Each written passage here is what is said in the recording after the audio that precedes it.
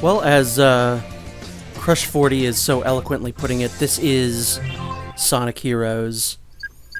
This is a game that I recorded basically on a whim, directly after I finished Sonic Adventure 2.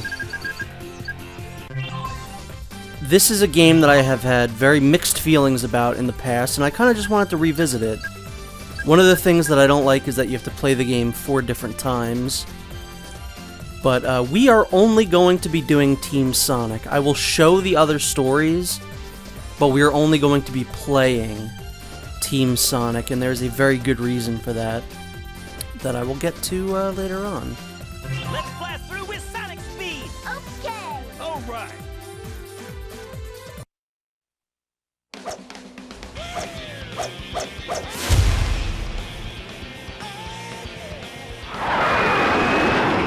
Hey look! It's Sonic!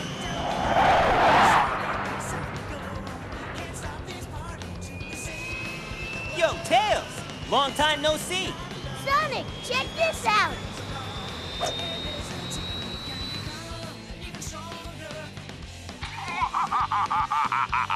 Guess what, Sonic Heroes? I finally developed the ultimate weapon. In 3 days, I'll conquer the world. Think you can stop me?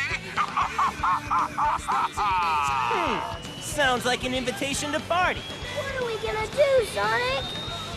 No worries. We've got this one. Ha! Think I'd miss this? Time to crack that Eggman wide open! Yeah, let's party!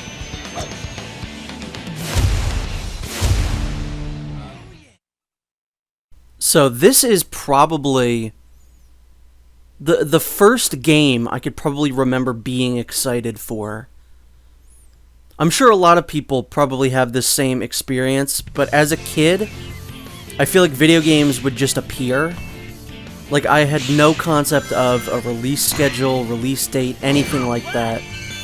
As a kid, games would just kind of come out.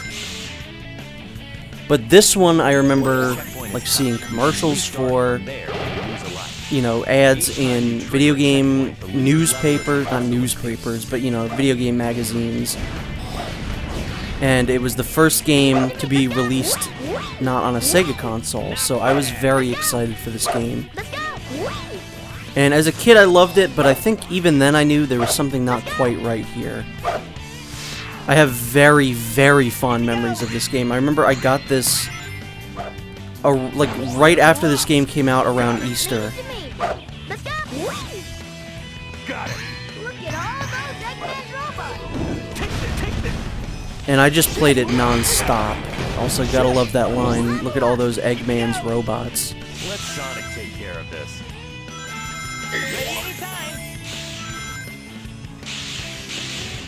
I don't think that the gameplay is necessarily, like, as crazy a departure from the Adventure series as a lot of people really seem to think. It feels very much in line, like an evolution of it.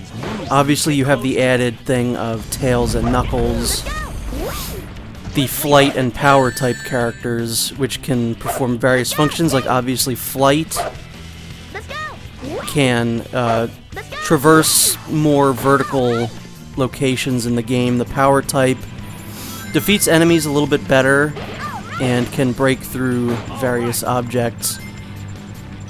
I do still think that the speed gameplay is the most fun, even though it is much worse than it is in Adventure 1 and 2. Because the speed type characters are actually too fast in this game. They slip and slide all over the ground like it's made of butter. What you'll usually hear from people in this game is to switch to the power type character, because they're faster than the flying type character, but not as slippery as the speed type character. And I will admit that is a pretty good strategy, but I think I would still just rather the speed of, like, Sonic or Shadow. And even for taking out enemies, Sonic is still fairly fine. Like, that guy is fine. Some of the only enemies that I think are, like, challenging to defeat as Sonic are the ones that are carrying spears. Another thing that's new in this game is you can level your characters up. You see you have 3 little orbs underneath the character portraits. Leave it to me. Let's go. And you get a level up from crossing a checkpoint or picking up level orbs in the stages. I think this is an interesting idea, but I think that the game would be far more interesting if your character was always level 3 from the get-go. Like, if there was no leveling system just whatsoever. I think the game would be far more interesting.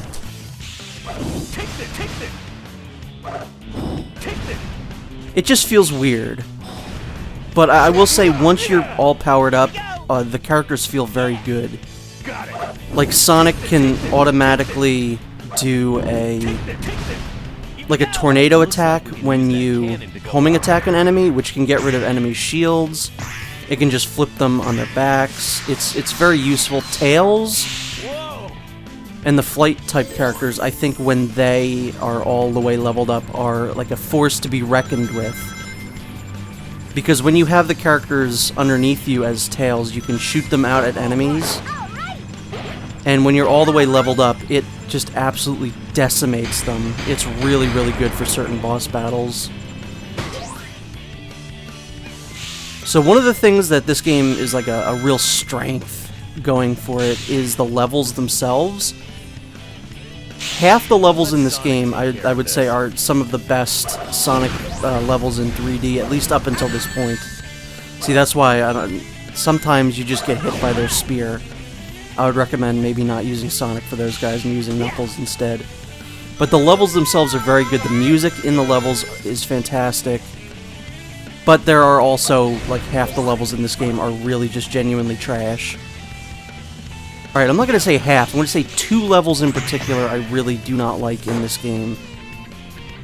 Team Blast is also a thing. It's very useful. Each Team Blast does something different. I think, if I'm not mistaken, the Team Sonic Blast will sometimes randomly level up a character. I think that one's perk. Like Team Dark, what that one does is it stops time until the bar is completely depleted, so you can kill enemies easier. It stops the timer. That was tight! Team Chaotix, it gives you a bunch of rings depending on how many enemies are on screen, and I don't remember what Team Rose does. But that does bring me into talking about the different teams and why I'm only showing Team Sonic. A sea palace. Team Sonic is like the normal mode of the game. It's just straightforward, go through levels, nothing to it. It's probably the most fun you can have in the game, which is again why I'm showing it. Level up. Team Dark is the hard mode. The levels go on a little bit longer. There are way more annoying enemies throughout the game, like earlier than when they should be. And honestly, I think I probably recording this and going back and revisiting this game, I think I had more fun with Team Dark than any other team.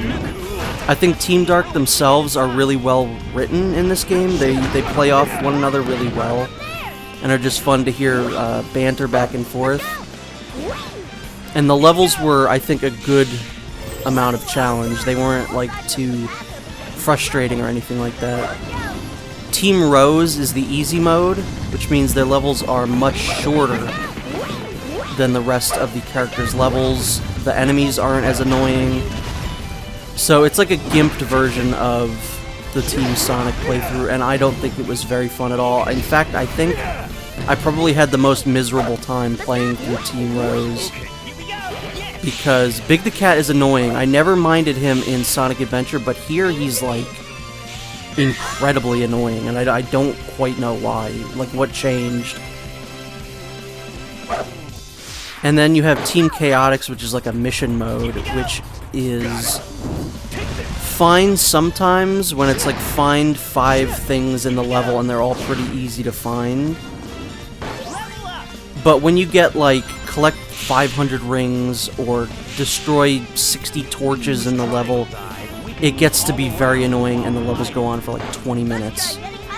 Because you're, you know, looking at every single level, like meticulously making sure you didn't miss anything. and it gets very, very annoying very, very quickly. That gameplay would later, I would say, probably go on to inspire a lot of the missions in Shadow the Hedgehog, which is still to date the worst Sonic game, I think. But it's not so bad here, it's hit or miss, really. Half the missions are good, half the missions are bad. But Team Sonic and Team Dark, I would say, are the only reasons you would ever want to play through this game. And then, to get the last story, which I will be showing off, I'll be showing off, like, the whole story, I guess, of the game. You have to collect a key in the Act 2 of each level. And then you will be able to go into a bonus stage and collect the Chaos Emerald. Thankfully, you don't have to do it with every single character. You only have to do it with one team. Or actually, you can do it across the teams. If you go in this level with Team Sonic, the next level you could do it as Team Dark and get the Emerald, as long as you have all 7 Chaos Emeralds across the board. I'm pretty sure that's how that works. Most people say use Team Rose because the levels are short and much easier, because if you get hit in the Act 2 when you have the key, you lose the key. And that's that. You either have to find another key or start the level over again. So that aspect of it is just very frustrating, and the levels themselves, the bonus levels, are the absolute worst bonus levels in the entire game. If you think that the characters control slippery in the normal gameplay, you haven't seen anything if you haven't seen or played the special stages in this game. You slip around just holding up on the D-pad, or up on the control pad. You will just be flying on the ceiling, you'll be on the walls, and it's really, really frustrating. It's really not good. I remember as a kid, I could not get the Chaos Emeralds. It was too much of a struggle. It's very, very annoying to do, and that's one of the keys right there you would want to grab. I, off-screen, collected all the Chaos Emeralds as Team Rose, because I didn't want to do it on screen. It would break up the pace so much, and it would me have to worrying about, not getting hit at the end of each level, and it would just not be fun to watch. So I would say, honestly, I would go ahead and say that Team Sonic and Team Dark are absolutely worth playing through. I had actually a lot of fun, and this is a game that, much like Sonic Adventure 2, I've gone back and forth on over the years as to whether or not I think it's good or not. I think this is mediocre now, but I did enjoy myself with Team Sonic and Team Dark. So that's that. That's how I'm feeling. Too easy.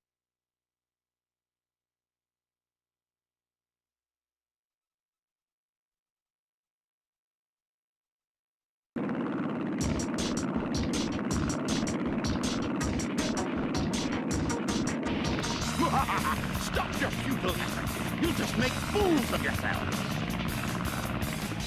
I think you've got that backwards, Doc.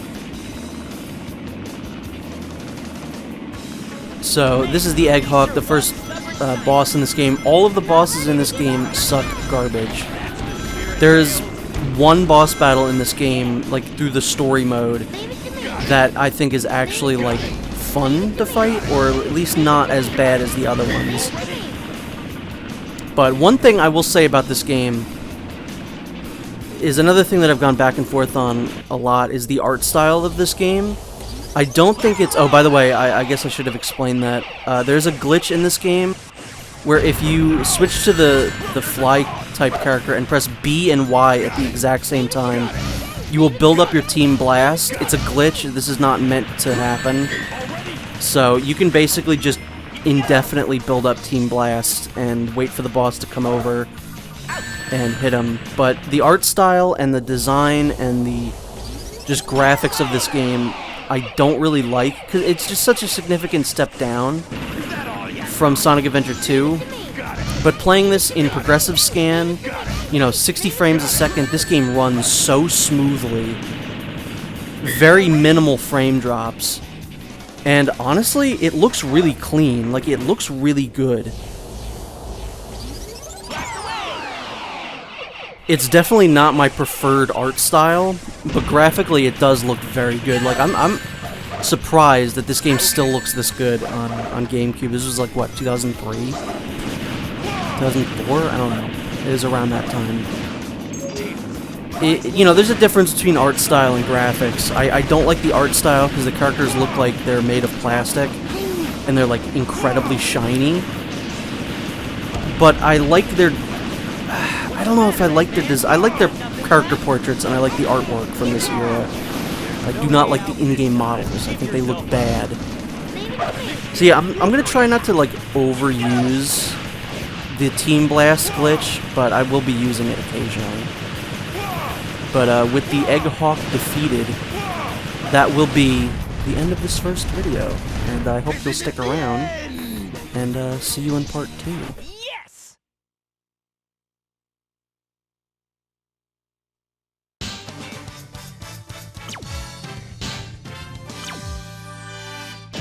Piece of cake. Too easy.